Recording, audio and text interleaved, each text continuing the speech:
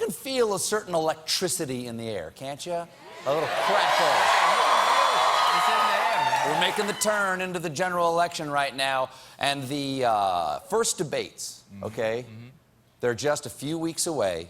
Monday, September 26th, Trump versus Clinton. This time, it's presidential. And I'm proud to say that The Late Show will be broadcasting live right after the debates this fall. Every night. It's gonna be every night. Every night. Every night. We'll be there. You're going to want to tune in because anything can happen. Because during the debate, I'm going to play this game where I drank the whole time. Anytime they talk. Anytime they talk. Now, this is interesting. You know how when candidates are preparing for debates, they get a sparring partner, someone to sort of play against, you know, so they can figure out what their opponent's going to be like. The person acts like their opponent, so they're ready for that. But Donald Trump is so unpredictable, and this is true. The Clinton folks are having a hard time finding any debate partner for her to practice with. I personally don't see what the problem is. Just put a jack-o'-lantern on a drunken bear, and you're done.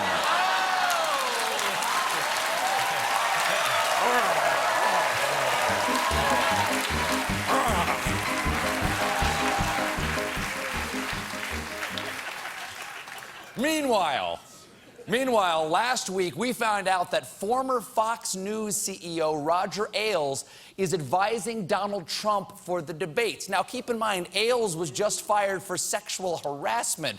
So do not miss this truly historic debate when America's first female presidential candidate gets called sugar cakes. Now, it's a compliment. What? It's a compliment. Yeah. Donald Trump was in Jackson, Mississippi yesterday, where he was joined on stage by Nigel Farage, one of the master, let's say, minds of the British Brexit from the EU. Now, I don't know what the folks in the Deep South have in common with angry white people who want to leave a union, but evidently they liked him. Now,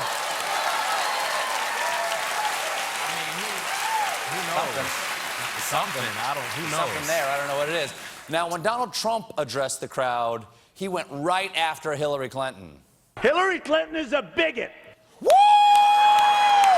Woo! Now tell us if that's good or bad. Woo!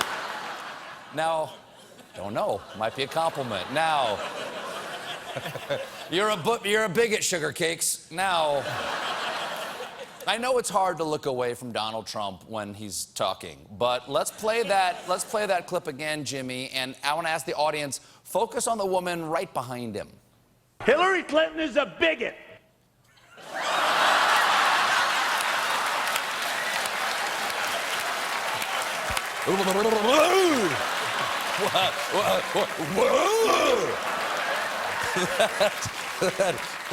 I don't know. That woman looked like she'd been goosed with an ice pick. She looks like she just woke up from a coma to discover that she's a Trump supporter. What? What am I doing? Am I alive? Was I bad?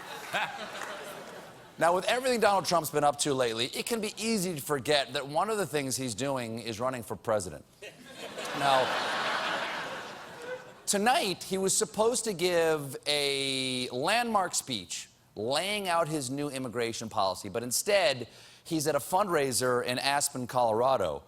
Though, to be fair, a lot of people visiting Colorado immediately forget what they were supposed to do.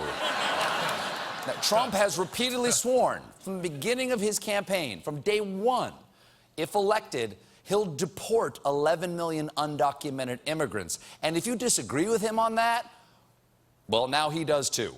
You seem to, in the last week, be revisiting the issue of sending everybody back that is here illegally. There certainly can be a softening. This is crazy. The one thing we thought we knew about Donald Trump was how he felt about immigrants. Whenever he spoke on the subject, he was practically coherent. Now this new thing is totally against his brand. It would be like Smokey the Bear saying, "I'm softening my position on forest fires. Matches are cool." But now Trump says he hasn't made up his mind on immigration. In fact, last night, he asked his supporters what they thought he should think. Now, can we be, and I'll ask the audience, you have somebody who's terrific, who's been here. 20 years. Right, long time. Long court proceeding, long everything, okay? In other words, to get them out. Can we go through a process, or do you think they have to get out? Tell me. I mean, I don't know. You tell me. Well, let's do a poll. How many think they should go through a process that maybe give them a chance? Clap. We got to hear you. How many people? How many think they should go? I'm sorry, what's happening? I'm not entirely sure what we learned right there. For more, let's turn to our senior Trump correspondent, Dana Freeling. What's happening? Thank you, Dana. Thank you.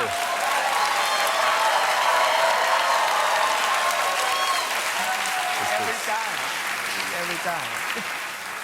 She speaks for many Americans. Now, I look forward to Trump's State of the Union address. My fellow Americans, the State of the Union is quick poll, strong, weak, damp, yell it out, anything you want.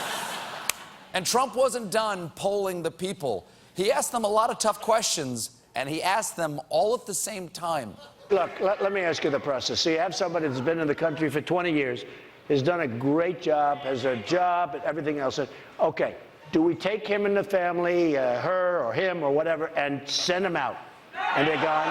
Do we tell these people to get out, number one, or do we work with them and let them stay in some form? No, wait. So the bad ones, the gang members, all them, what do you think? So now we have the person, 20 years, been an upstanding person. The family's great, everyone's great. Do we throw them out, or do we work with them and try and do something? Okay, ready? Well, Ready? how many say Number one, work with them? Number one, we'll say throw out. Number two, we work with them. Ready? Number one.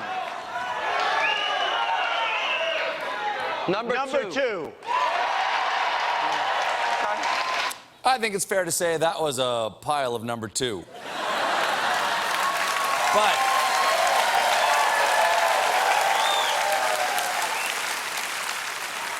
But you know what? Let's ask the American people. Guys, right now, listen to you. Everybody listen to me right here, okay? If you think Trump should not have asked 2 or more questions at the same time, shout out option 1. But if you think it should have been 1 question, that's option number 2, start clapping. But if you disagree, stomp your feet and yell. Go. Perfect. Thank you. All right? Yeah. Thank you. Somebody write those results down. Now, in all the chaos at Trump's town hall, one voice rose above the crowd. Look, this is like a poll. There's thousands of people in this room. Who wants those people thrown out? I do. No, who wants them? Who wants them? Who's the guy who wants them thrown out? Stand. The guy who wants them thrown out, stand up. Well, of course that guy agrees with Donald Trump. I'm pretty sure that's Mike Pence. Now, looks like him. Could be. Just like him. Just like him.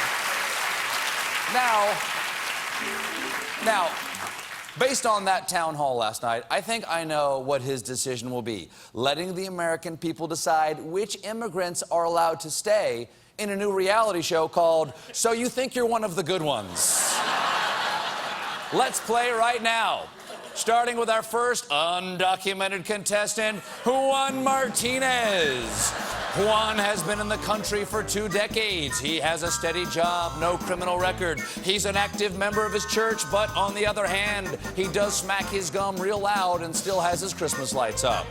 So, let's ask the angry mob, is Juan one of the good ones? If you think he is, shout 1. If you believe, has won the right to a green card, shout 1. And if you think he should be deported, shout 1. Go. Just as accurate. Stick around, everybody. We've got the Democratic nominee for Vice President.